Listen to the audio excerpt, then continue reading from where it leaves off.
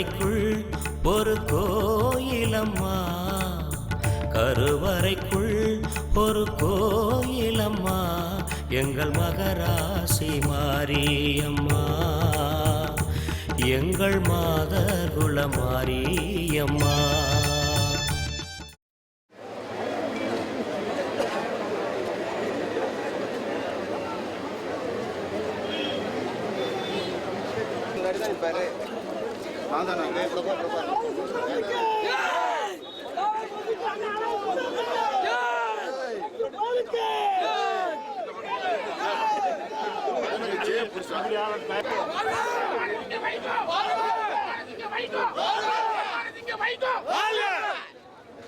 தன்னலம் அறியாம தேங்க வேங்க அண்ணன் வைகோ, தன்னலம் அறியாம தேங்க வேங்க அண்ணன் வைகோ,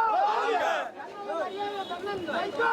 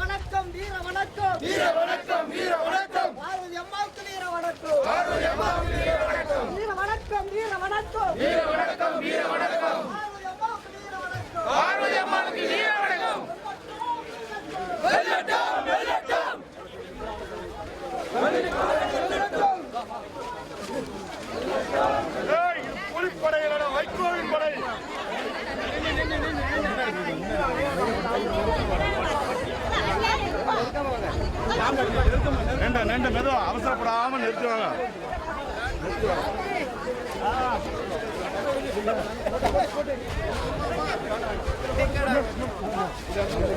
வாங்க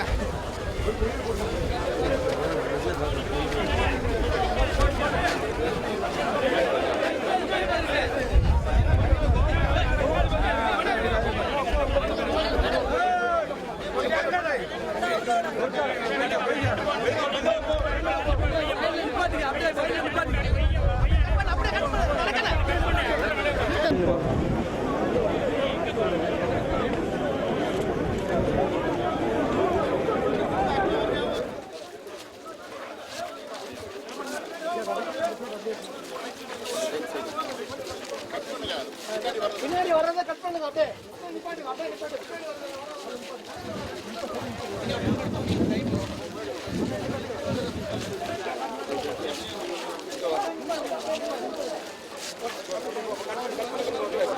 போ நீ நட நீ நிக்காத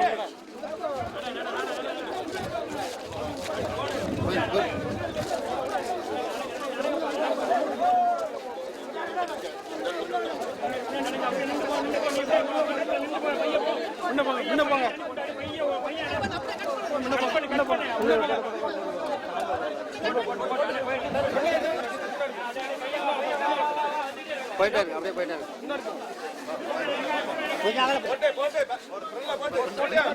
சார் போங்க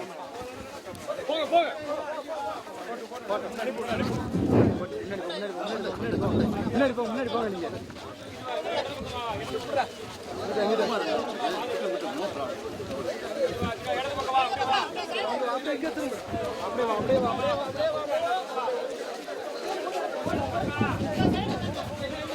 அங்க மண்டபம்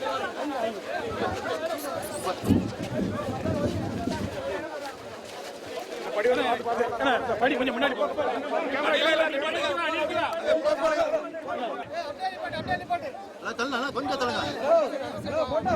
கொஞ்சம்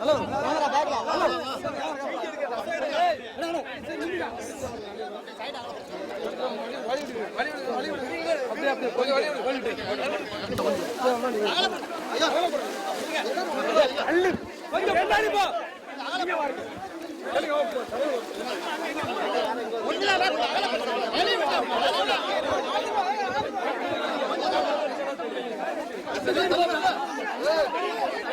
கடலுக்குள்ள போடுமா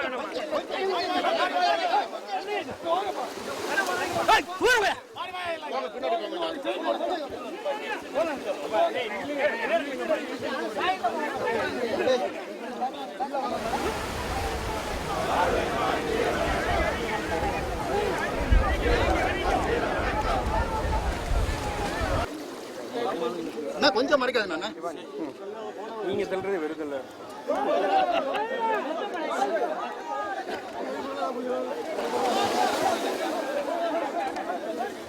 கொஞ்சம் வீர வணக்கம் வீர வணக்கம் வீர வணக்கம் வீர வணக்கம் வீர வணக்கம் வீர வணக்கம் வீர வணக்கம் வீர வணக்கம் வீர வணக்கம் பார்வதி அம்மாளுக்கு வீர வணக்கம் வீர வணக்கம் வீர வணக்கம் வீர வணக்கம் வீர வணக்கம் பார்வதி அம்மாளுக்கு வீர வணக்கம் கொஞ்சம் வீர வணக்கம் வீர வணக்கம் பார்வதி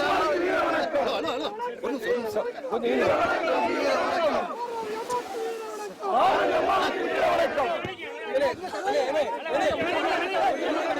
ஒரு போட்டோ எடுக்கிற அவ்வளவுதான். கீழே உள்ள செல்லுமே போகும் புரியுவா.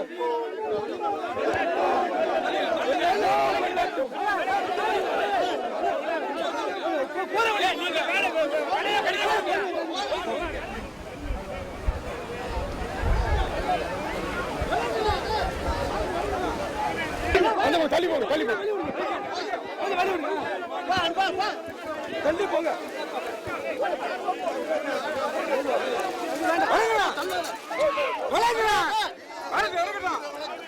நீ வீடியோ எடுத்து போதும்.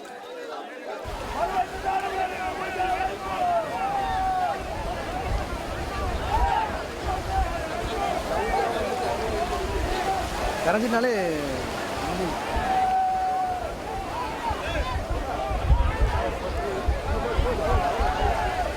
பல நெடுமாறன் அவர்கள் பல்லாயிரக்கணக்கான இத்தமிழ் மக்கள் மத்தியில் இப்பொழுது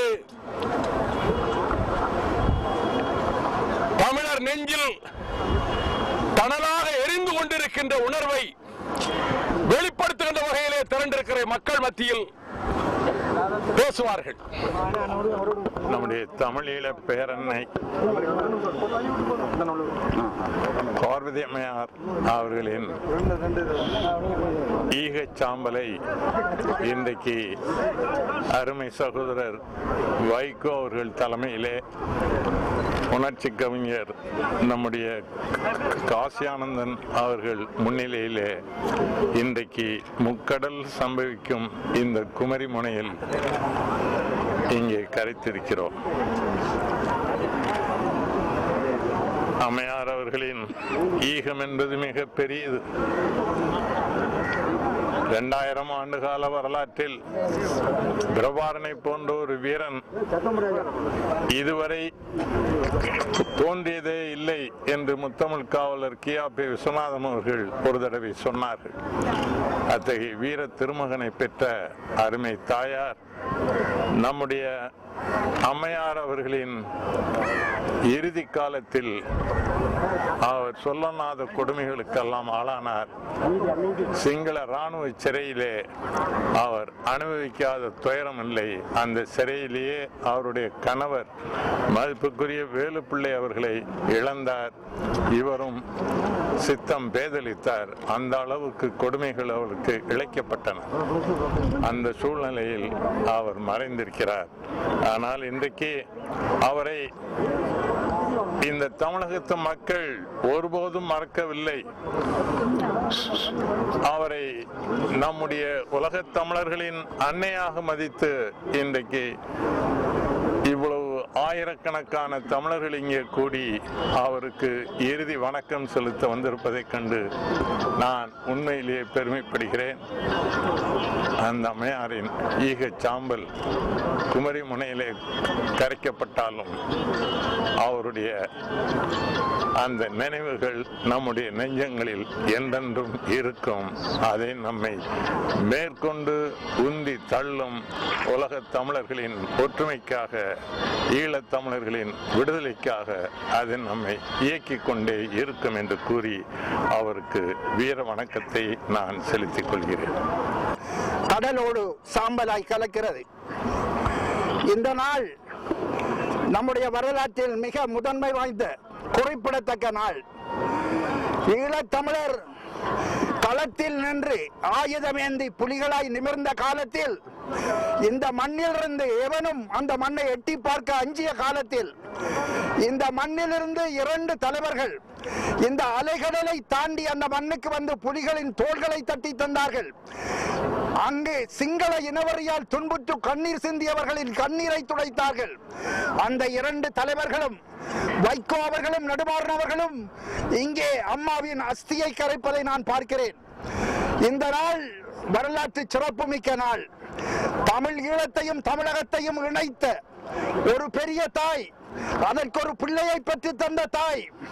அந்த தாய் அவருடைய வரலாறு ஈழத்தமிழனின் இன்றைய நிலையை உலகுக்கு பறைசாற்றுகிற வரலாறு.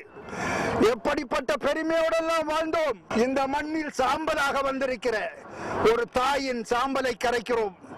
தமிழினம் வீழ்ச்சியுற்றிருக்கிறது. அதைத்தான் இந்த நிகழ்ச்சி எடுத்து காட்டுகிறது. தமிழ் ஈழத்தில் தமிழர்கள் வாழத்தான் முடியவில்லை என்று நினைக்கிறீர்கள், சாகக்கூட முடியவில்லை. பார்வதி அம்மாள் அந்த மண்ணில் வாழ முடியாமல் உலகெல்லாம் ஓடினார், தமிழகத்திலும் தங்கினார். சாகிற நேரத்தில் கூட அவரால் சாக சிங்கள அரசு விடவில்லை. ஊராக அலைக்கழித்து துன்புறுத்தினார்கள். அவர் உயிரை கசக்கி பிழிந்தார்கள். சாவின் கடைசி பொழுதிலும் துடி துடித்து மருத்துவமனைகளில் அழுந்தி உலகெல்லாம் எங்கே போய் மருந்து செய்யலாம் என்றெல்லாம் பாய்ந்து பதறி அலைந்து கதறி அந்த அன்னையார் நடத்திய நோவோடு சுமந்த சாவோடு நிகழ்த்திய போராட்டம். அவருடைய வரலாறு ஈழத்தமிழனின் இன்றைய நிலையை உலகுக்கு பறைசாற்றுகிற வரலாறு. அண்ணன் பல நெடுமாறன் அவர்களே, என்னுடைய ஆருயிர் சகோதரர் கவிஞர் காசியானந்தன் அவர்களும் உலகின் புகழ்மிக்க கடற்கரையிலே திரண்டிருக்கிறோம். இந்து மாக்கடலும் அரபிக்கடலும் வங்காள குடாக்கடலும் ஒன்றை ஒன்று தாவி தழுவி சங்கமிக்கின்ற குமரி முனையிலே திரண்டிருக்கிறோம். பகிர்வை ஆற்றுடன் தன்மலை அடுக்கத்தை தன் கடலுக்குள்ளே பொதிந்து வைத்திருக்கக்கூடிய தென்குமரி முனையிலே நித்தம் நித்தம் தவம் செய்கின்ற குமரி அன்னையின் திருவடியிலே மான உணர்ச்சியுள்ள தமிழர் கூட்டம் இங்கே திரண்டிருக்கிறது. இந்த அலைகடல் எழுப்புகின்ற ஓசை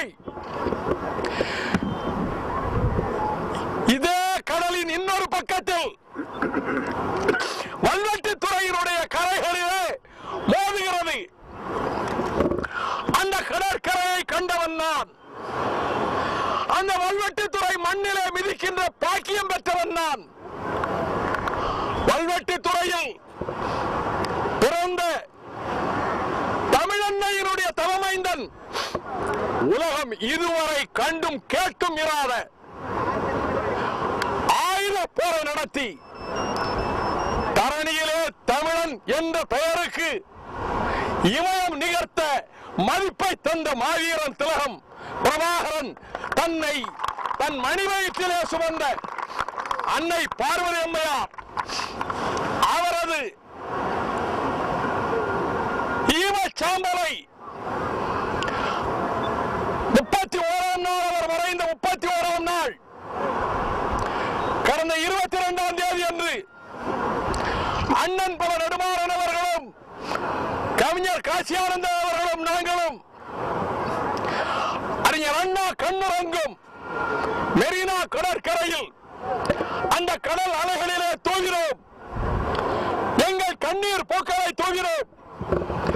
இந்த கடல் நீர் தமிழன் சிந்திய கண்ணீரால் உப்புக்கரிக்கிறது என்று சொன்ன அண்ணா அவர்களே, இந்த கடல் நீர் கைத்து போயிருக்கிறது.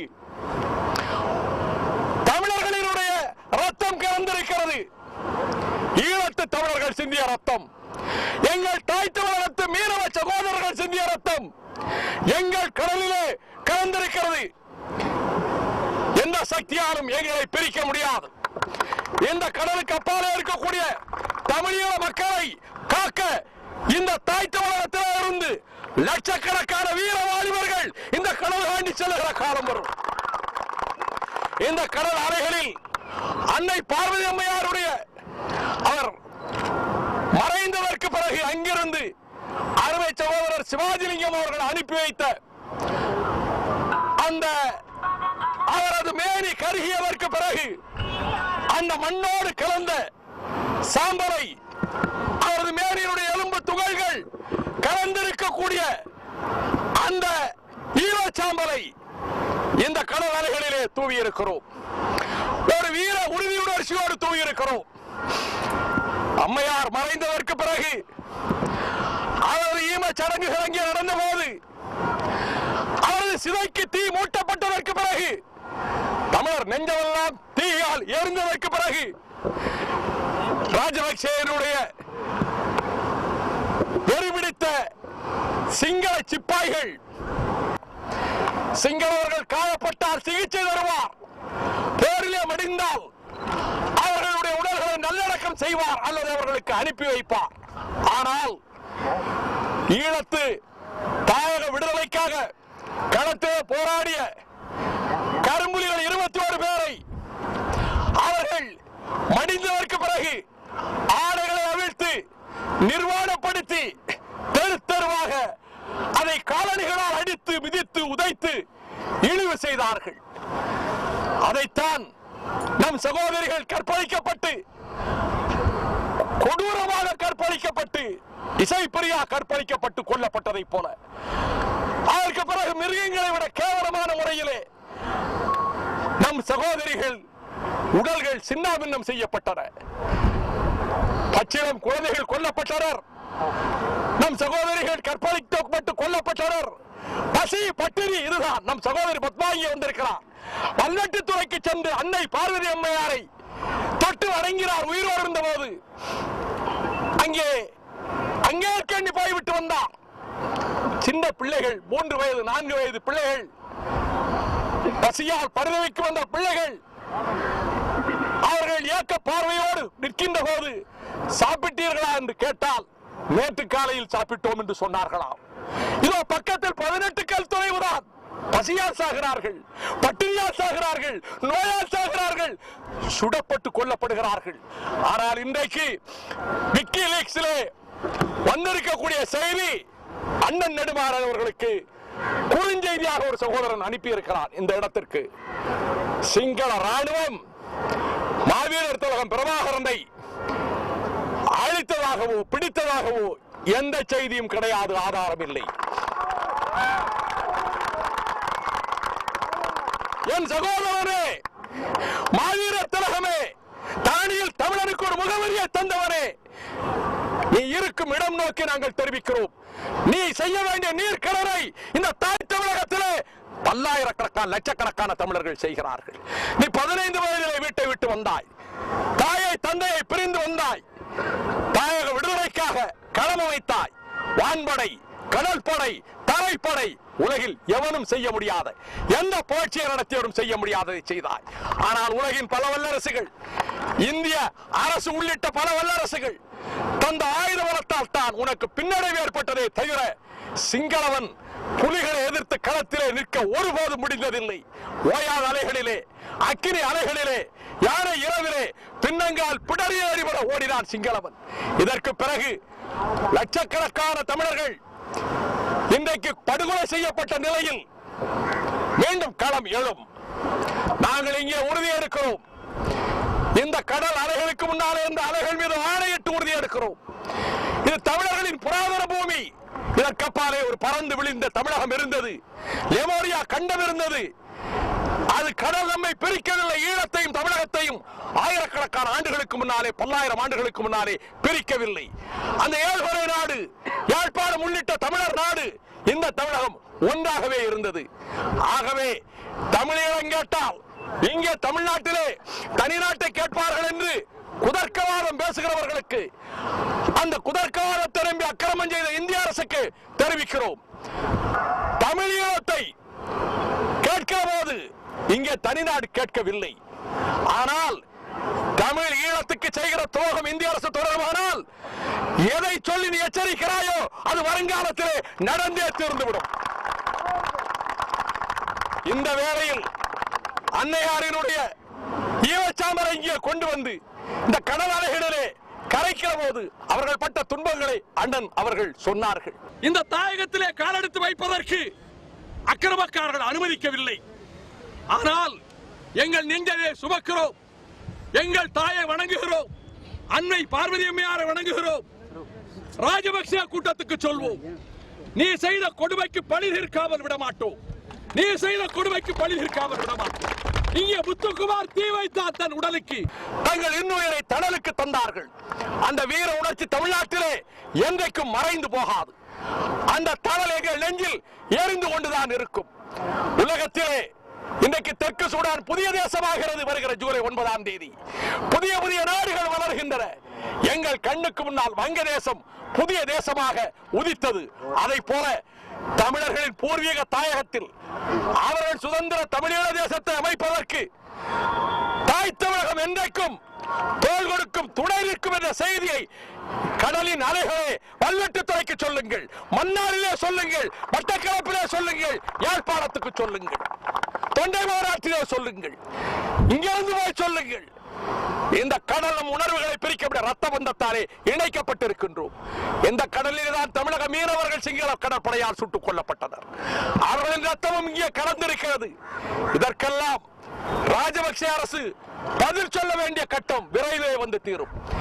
எந்த கயிற்றினால் எங்கள் மீனவன் கழுத்தை சுருக்கிட்டு கொன்றாயோ அதே கயிறு தூக்கு கயிறாக உனக்கு மாற வேண்டும் என்று நாங்கள் சர்வதேச குற்றவியல் நீதிமன்றத்திலே போராடுவோம். மக்களை திரட்டுவோம், தமிழக மக்களை திரட்டுவோம், இளைஞர்களை திரட்டுவோம். இந்த கடற்கரையிலிருந்து தாய் தமிழகத்து இளைஞர்களை அழைக்கிறேன்.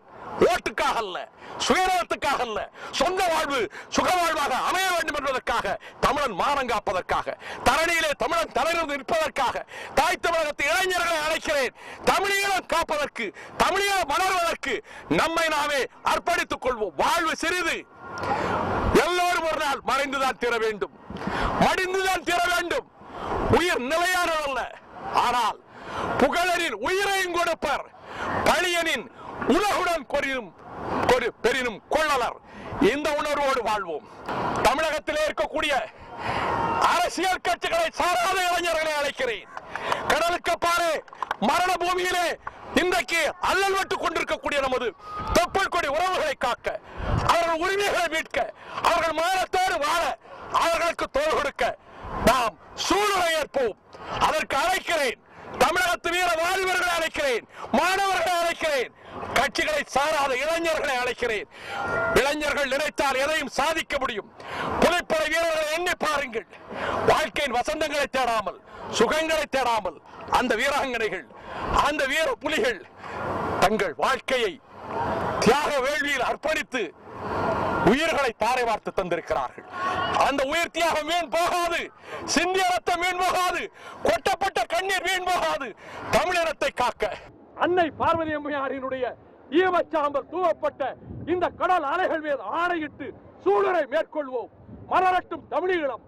வாழ்க மாவீர திலகம் பிரபாகரன் புகழ். வாழ்க அன்னை பார்வதி அம்மையார் புகழ்.